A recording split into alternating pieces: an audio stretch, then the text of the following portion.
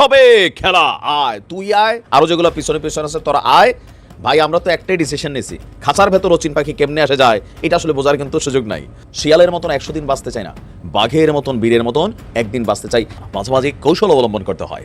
বাঘ যখন এক কদম পেছনে যায় তার মানে এই না যে বাঘ ভয় পেয়ে গেছে, বরং আরো শক্তিরিয়া নতুন ভাবে আক্রমণ করারই পরিকল্পনা করে। মাটি কাঁপাই দেওয়ার মতন অবস্থা হয়েছে এই প্রথম, এতটা কিন্তু। এই তিনটা কথা তো দিছে আমাদেরকে, এই তিনটা কথাই তো পালন করতে হবে। একটা কথা বাদ যাবে এই তিনটা থেকে, কোনো কাজ হবে না, কেউ কিচ্ছু করতে পারবেন না। দেশে একটা বড় ঢেউ আসবে, সুনামি আসবে, ঝড় আসবে। ওই ঝড়টা কি জানেন? মানে রেকর্ড একটার পর একটা ভাঙতেছে। কোথায় দিলে দেশ এগিয়ে যাবে, কোথায় দিলে দেশ পিছিয়ে যাবে, আমরা সবাই থাকি সময়ের অপেক্ষায়। দর্শক, আমাদের আন্তর্জাতিক অপরাধ ট্রাইব্যুনালের চিফ প্রসিকিউটর এবার শেখ হাসিনাকে 1400 বার ফাঁসি দেওয়ার আবেদন জানালেন। তিনি বললেন 1400 মানুষকে খুনের দায়ে তাকে 1400 বার ফাঁসি দিতে হবে। চমৎকার একটি খবর নিয়ে এসেছি আপনাদের সামনে। এই যে একটা টার্ন, এই টার্নটা কখন হলো, এই টার্নিং পয়েন্টটা কিন্তু খুব গুরুত্বপূর্ণ একটা বিষয়। এটি কিন্তু আমাদেরকে বুঝতে হবে। যদি এটি আমরা বুঝতে না পারি তাহলে কিন্তু অনেক কিছুই আমরা গুলিয়ে ফেলবো। কাউয়ার ছোট ভাই এবার ছোট কাউয়া ধরা খেয়ে গিয়েছে, গ্রেফতার করেছে ঢাকা মহানগর গোয়েন্দা পুলিশ ডিবি। এবার কাউয়ার ছোট ভাই ছোট কাউয়া ধরা পড়েছে। 22 অক্টোবর ডেডলাইন, আর মাত্র 5 দিন বাকি। কি করবেন জেনারেল ওয়াকার? আজকের আলোচনায় পুঙ্খানুপুঙ্খরূপে বিশ্লেষণ। কাউয়ার ছোট ভাই এবার ছোট কাউয়া ধরা খেয়ে গিয়েছেন। রাজধানী বসুন্ধরা আবাসিক এলাকায় অভিযান চালিয়ে কার্যক্রম নিষিদ্ধ হওয়া আওয়ামী লীগের সাধারণ সম্পাদক ওবায়দুল কাদেরের ছোট ভাই শাহাদাত কাদের গ্রেফতার করেছে ঢাকা মহানগর গোয়েন্দা পুলিশ ডিবি। শাহাদাত কাদেরকে গ্রেফতার করেছে গতরাতে বসুন্ধরা আবাসিক এলাকা থেকে। গ্রেফতারকৃত শাহাদাত কাদের আওয়ামী লীগের সাধারণ সম্পাদক ওবায়দুল কাদেরের চতুর্থ ভাই। এবার কাউয়ার ছোট ভাই ছোট কাউয়া ধরা পড়েছে। তিনি নোয়াখালী কোম্পানিগঞ্জ উপজেলা আওয়ামী লীগের সদস্য। ঢাকা মেট্রোপলিটন পুলিশের মিডিয়া অ্যান্ড পাবলিক রিলেশন শাখার উপকমিশনার মোহাম্মদ তালিবুর রহমান বলেন, বুধবার রাতে ডিবির একটি টিম বসুন্ধরা আবাসিক এলাকায় একটি বাড়িতে অভিযান চালিয়ে গ্রেফতার করে। বসুন্ধরার একটি বাড়িতে অভিযান চালিয়ে গ্রেফতার করে কাউয়ার ভাই কাউয়াকে। এছাড়া ডিবি রাজধানীর বিভিন্ন এলাকায় অভিযান চালিয়ে কার্যক্রম নিষিদ্ধ আওয়ামী লীগ ও অঙ্গ সংগঠনের 9 নেতাকর্মীকে গ্রেফতার করেছে। কাউয়ার ছোট ভাই সহ 9 জনকে গত রাত্রে ঢাকা থেকে গ্রেফতার করা হয়েছে। তাই কাউয়া তো কলকাতাতে এখন কা কা করছে, হাসপাতালে, কখনো ঘরের ভিতরে। কিন্তু এই কাউয়ার চতুর্থ নম্বর বাইকে কাউয়া কি রক্ষা করতে পারবে, নাকি কাউয়ার অপকর্মের জন্য কাউয়ার ভাই শাহাদাত কাদের এখন বিভিন্ন মামলায় তাকে এখন ওই কাউয়ার কাকা পোহাতে হবে? কোনটা আপনারা মনে করছেন? আপনাদের মনের কথা লিখবেন আমাদের কমেন্টস করে। আমি মনে করছি এই কাউয়ার গোষ্ঠী যারা আছেন, কাউয়ার গোষ্ঠীর ভিতরে যারা জন্ম নিয়েছেন, তাদের সকলকেই এইভাবে আইনের আওতায় আনা দরকার। কারণ এই কাউয়ারা বাংলাদেশটাকে মনে করেছিলেন যে এটা তাদের বাপদাদার সম্পত্তি, আর তাদের দাদার বাড়ি নানার বাড়ি হলো দিল্লি। এই দিল্লি যাদের নানার বাড়ি, তারা যে বাংলাদেশটাকে দিল্লির অংশ বানাতে চেয়েছিলেন, আর সেটার সাথে যারা জড়িত ছিলেন তাদের মধ্যে থেকে যারা অপকর্মে জড়িত, আমি বলবো যারা অপকর্মে জড়িত, যারা খারাপ কাজে জড়িত, তাদেরকে গ্রেফতার করা হোক এবং তাদেরকে শাস্তির আওতায় আনা হোক। একেবারেই শুধুমাত্র সমর্থন করেন আওয়ামী লীগকে বা ভোট দিয়েছেন আওয়ামী লীগকে, এই জন্য তাদেরকে গ্রেফতার করা যাবে না। কারণ এইটা বাংলাদেশের এক রাজনৈতিক দল থেকে আরেক রাজনৈতিক দল, হাওয়া বাতাস অনেক সময় এদিক থেকে সেদিক গড়ায়, মানুষ পরিবর্তন হয়, ভোটের মার্কা পরিবর্তন করে মানুষ ভোট দেয়। কিন্তু যারা সেই জায়গায় থেকে সেই মার্কাকে সাথে নিয়ে মানুষের অকল্যাণ করেছে, মানুষের ক্ষতি করেছে, খুন গুণের সাথে খুনি হয়েছে, খুনির সাথে তাদের সমর্থন ছিল, তাদের মানে একেবারে পার্সোনালি ওখানে জড়িত ছিলেন, তাদেরকে আমরা আইনের আওতায় এনে ডক্টর মোহাম্মদ ইউনূসের মহাপরিকল্পনায় আটকিয়ে যাবে সকল খুনিরা, সকল অপরাধীরা, এই প্রত্যাশা করছি। আমার ময়মনসিংহের ভাষায় একটা প্রবাদ আছে, এটা হলো বলে, গ্রাম দেশে যে ডুলির বাইন উড়ে কুলাইতে উড়ে। আপনারা অনেকে হয়তো বুঝেন না, আমি বুঝাই দিই।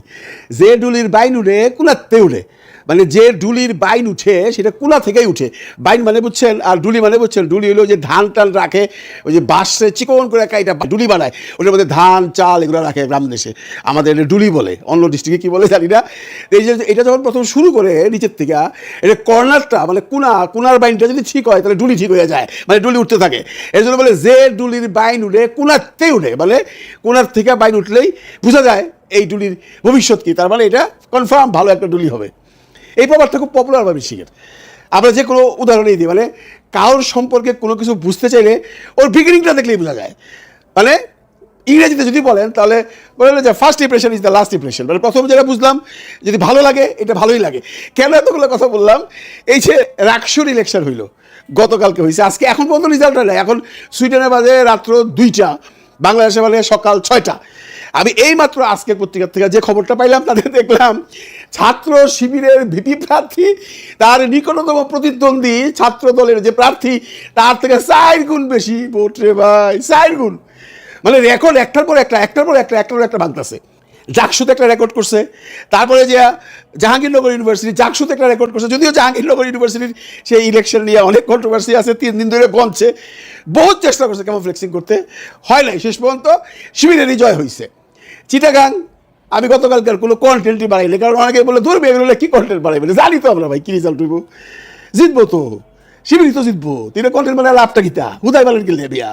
আমি আর বানাই নাই, কিন্তু আজকে আর লোক সামলাইতে পারলাম না। ভাবলাম যে চিটাগাং আর রাজশাহী এক করে দিই, কারণ আজকে রাজশাহী অলরেডি যে মানে বাইন উঠতেছে, ডুলির বাইন যে প্লে উঠতেছে, এটা কুলার থেকে বাইন উঠে গেছে।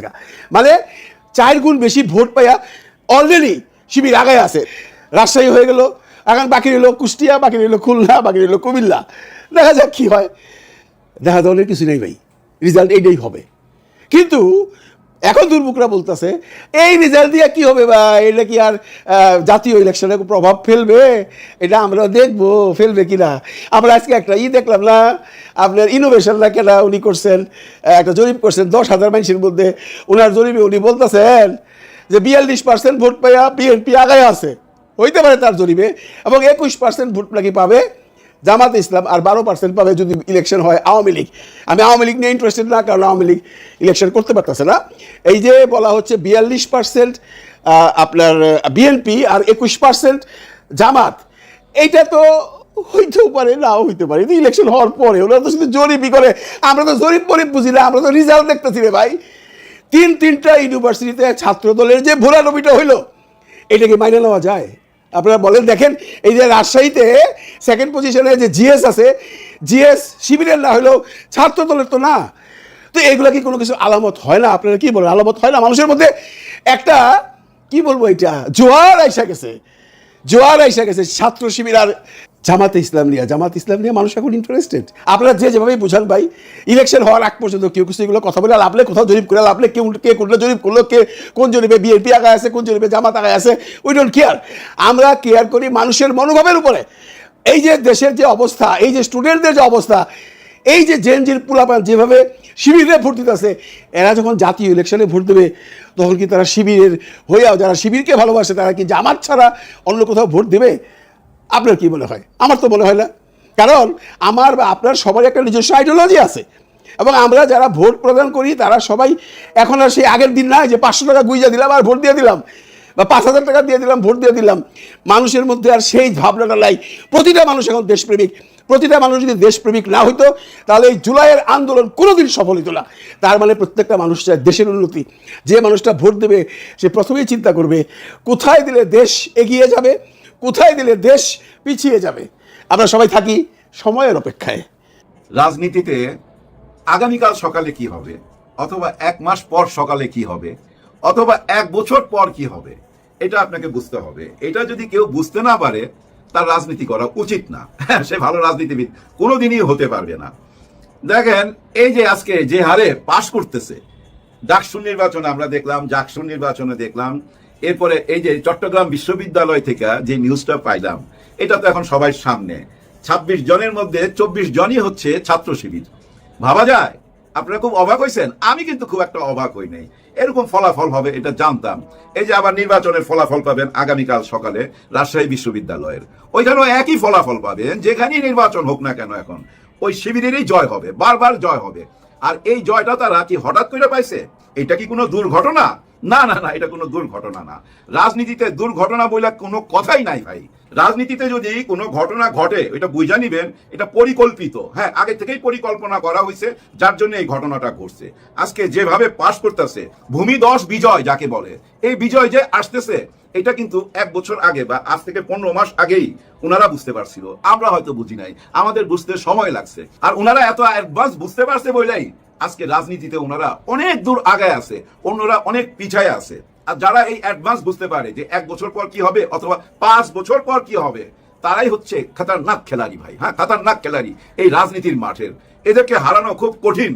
দেখেন, মধ্যপন্থী রাজনীতি বলতে রাজনীতিতে কোনো কিছুই নাই। ওই যে অনেকে বলে না আমরা মধ্যপন্থী, ভাই কিসের মধ্যপন্থী? আপনি রাস্তা দিয়ে যখন চলবেন, রাস্তার বামে যাবেন অথবা ডানে যাবেন, মাঝখান দিয়ে হাঁটতে পারবেন না। মাঝখান দিয়ে হাঁটতে গেলে অ্যাক্সিডেন্ট হবে। আর মাঝখানে তো থাকে ডিভাইডার, ডিভাইডারের উপর দিয়ে হাঁটা নিষেধ, হাঁটা যায় না, আপনাকে যে কোনো একটা সাইড নিতে হবে। এই যে বলে না রাজনীতিতে ওরা বাম দল ওরা ডান দল, ভাই বাম আর ডান ঠিক আছে, কিন্তু মধ্যপন্থী ঠিক নাই। আপনি বামের জন যদি ডাইনে যাইতে চান, ফুট ওভার ব্রিজ করে ডাইনে চলে যেতে পারবেন ওই রাস্তাতে, ওই ফুটপাতে। আবার যদি আসতে চান ওই ফুট ওভার ব্রিজ করে আসতে পারবেন, কিন্তু মাঝখান দিয়ে হাঁটতে পারবেন না। মধ্যপন্থী বলতে কোনো দল নাই। মধ্যপন্থী দলের একটা বিরাট প্রবলেম আছে। তাদের বিরাট প্রবলেমটা কি? ওরা না বলতে পারে ইসলামের কথা মন খুলা, হ্যাঁ, যে আমরা ইসলাম পক্ষের দল, এরকম বলতে পারে না। আবার এটাও বলতে পারে না যে আমরা ওয়েস্টার্ন কালচারে বিশ্বাস করি, এটাও বলতে পারে না। দুইটা ব্যালেন্স করে চলতে চায়। যেমন এই যে নির্বাচন আসলে আমি মাথায় টুপি দুমু, আল্লাহ খোদার কথা কমু, আবার নির্বাচন চলে গেলে অন্য কথা কমু। মানে আমি তো মধ্যপন্থী, আমি সারাক্ষণ তো ওই ধর্মের কথা বললে আমাকে আবার ট্যাগ দিয়ে দিবে যে এরা হলো বামপন্থী। আবার আমি ডান দিকে গেলে বলবে এরা ডানপন্থী। হ্যাঁ ভাই, আপনাকে বাইচা নিতে হবে যে কোনো একটা কিনা। ভাই ব্রাদার, বর্তমানের যুগে, এই যুগে মানুষ বুঝছেন আদর্শটাকে খুঁজে বেড়ায়, তার আদর্শ কেমন সেটাই দেখতে চায়। ওই যে ব্যক্তি বিশেষ, অমুক নেতা বা অমুকের ছেলে, অমুকের সন্তান হয়েছে বলেই উনি খুব ভালো মানুষ হবে, এইটা দেখতে চায় না। দেখতে চায় ওনাদের আদর্শটা কি। এই আদর্শটাকে যারা সামনে তুলে ধরতে পারবে, এই আদর্শটা যারা সামনে তুলে ধরতে পারছে যে ওনাদের আদর্শ কি, ওনারা ভবিষ্যতে কি চায়, ওনারা ক্লিয়ার করতে পারছে। কিন্তু আর এই ক্লিয়ার করতে পারছে বলেই চট্টগ্রাম বিশ্ববিদ্যালয় থেকে এই সুখবরটা পাইছেন আপনারা। প্রত্যেকটা বিশ্ববিদ্যালয় থেকে এই সুখবরটা আসবে। খাতারনাক খেলাড়িদের হাতে দেশ চলে গেছে। হ্যাঁ ভাই, এই খাতারনাক শব্দটা নেগেটিভ অর্থে না। যারা আসলে পাক্কা খেলোয়াড়, এই খাতারনাক শব্দটা আবার নেগেটিভ অর্থে নিয়েন না, এটা খুব পজিটিভ অর্থে। খুব ভালো খেলোয়াড় যারা আসলে খেলতে জানে। ভাই ব্রাদার, একটা জিনিস মনে রাখবেন, দেশপ্রেমিক মানুষ সব জায়গায় আছে, আমাদের জনগণের সাথেও আছে, এবং এই দেশ যারা পরিচালনা করে, এই দেশ যারা রক্ষা করে, তাদের ভিতরেও আছে। সব জায়গায় আছে দেশপ্রেমিক মানুষ। এই দেশের জনগণ সত্যিকারের একজন নেতা খুঁজতেছে ভাই, সত্যিকারের একজন নেতা। আর সত্যিকারের নেতা কে জানেন? সে নেতা হইতে পারে না যে আদর্শ খুঁজা বেড়ায়। আর সত্যিকারের নেতা সে কোনোদিন হইতে পারে না যে আদর্শ খুঁজা বেড়ায়। সত্যিকারের নেতা হয় সেই যে আদর্শ জন্ম দিতে পারে, নিজে আদর্শ জন্ম দিতে পারে। ডাক্তার শফিকুর রহমান স্যারের কথা খুব মনোযোগ দিয়ে শুনবেন। উনি কিন্তু আদর্শ জন্ম দেয় ভাই। উনার যে একটা আদর্শ আছে, সে আদর্শ নিয়ে তো জামাত ইসলাম, ছাত্র শিবির ওনারা চলতেছে, কিন্তু ওনার কথার মধ্যে আদর্শ জন্ম দেয়। উনি বলছে না এই দেশে দুর্নীতি মুক্ত করতে হবে, এইটাই ছিল ওনার বড় চাওয়া। একটি দেশ যখন দুর্নীতি মুক্ত হয়ে যায় না, সেই দেশই ভাই উন্নতি করতে পারে। দুর্নীতি মুক্ত না হলে কোনো দেশ কোনোদিন কোনো কিচ্ছু তো উন্নতি করতে পারবে না। দুর্নীতি মুক্ত একটা বাংলাদেশ চাই, আর কিচ্ছু চাওয়ার নাই। ডাক্তার শফিকুর রহমান স্যার আমাদেরকে কথা দিছে দুর্নীতি মুক্ত একটা বাংলাদেশ দিবে। সেই দুর্নীতি মুক্ত একটা বাংলাদেশের অপেক্ষায় রইলাম। আর অপেক্ষায় রইলাম আগামীকাল শুক্রবার জুলাই সনদপত্রের ঘোষণা। এই ঘোষণা আসার পরে আবার ঝড় আসবে, কিন্তু মনে রাখবেন ঝড়ের পরে নীল আকাশ দেখতে অনেক সুন্দর। খেয়াল করে দেখবেন, যখন সাইক্লোন হয়ে যায়, ঝড় হয়ে যায়, বৃষ্টি হয়ে যায়, তারপরে রাস্তায় বাইরে দেখেন ডালপালা ভাঙা পড়ে রয়েছে, কিন্তু সমস্ত আকাশ পরিষ্কার, গাছপালাগুলো একদম সবুজ। ঝড়ের পরে নীল আকাশ দেখতে অনেক সুন্দর। ওই নীল আকাশের অপেক্ষায় রইলাম। 22 অক্টোবর ডেডলাইন, আর মাত্র 5 দিন বাকি। কি করবেন জেনারেল ওয়াকার? আজকের আলোচনায় পুঙ্খানুপুঙ্খরূপে বিশ্লেষণ হবে। আমরা যদি শুরু থেকে শুরু করি, আমি জেনারেল ওয়াকারুজ্জামানের কাছের লোকদেরকে জিজ্ঞেস করেছিলাম, তারা আমাকে যেটা বলছে সেটা হচ্ছে যে জেনারেল ওয়াকার তিনি কখনোই এই সেনাবাহিনীর অভিযুক্তদের রক্ষা করার জন্য সরকারের উপর চাপ প্রয়োগ করেননি এবং করবেনও না। তিনি যা করতেছেন, তিনি একটা সমঝোতা করার চেষ্টা করতেছেন সরকার এবং বিচার বিভাগের ভিতরে, যাতে তারা ন্যায় বিচার পায় এবং লঘুদণ্ড পায়। এখন লঘুদণ্ড কিভাবে? সেটা হচ্ছে যে রাজসাক্ষীর মাধ্যমে, অথবা এমন কোন আইনের কোন বিশ্লেষণ আছে কিনা যেটা দ্বারা বলা যায় যে তারা তো সরকারের নির্দেশনায় কাজ করেছেন, তারা তো ইচ্ছা করে অপরাধ করেননি, বাট শাস্তি পেতেই হবে, কিন্তু দণ্ডটা একটু হয়ে যায় কিনা। এবং এই অভিযুক্ত সেনা কর্মকর্তারা তারা অলরেডি বুঝে গিয়েছেন যে ওয়াকারদেরকে বাঁচাবেন না, এবং ঠিক এই কারণেই মেজর জেনারেল কবির তিনি আইনজীবী বিষয়ে কথা বলার জন্য বেরিয়ে যান এবং তারপর তিনি বর্ডার ক্রস করে ভারতে চলে যান, যেটা কিন্তু সেনাবাহিনী জানতো না। আবার আরেকজন দেখলাম ব্রিগেডিয়ার জেনারেল তোফায়েল মোস্তফা সরোয়ার, তিনি সিএমএইচে ভর্তি হয়েছেন কারণ তার মন ভালো না। তিনি বিচার কার্যে শঙ্কিত, বিচার হলে তার কি হবে, কি শাস্তি হবে, সেই চিন্তায় তিনি ট্রমাটাইজ হয়ে গিয়ে সিএমএইচে ভর্তি হয়েছেন এবং তার পরিবার ফেসবুকে আবেগঘন পোস্ট দিচ্ছেন, তার ছোট ভাই, তার বোন, তার বন্ধুরা, যে উনি নাকি নির্দোষ।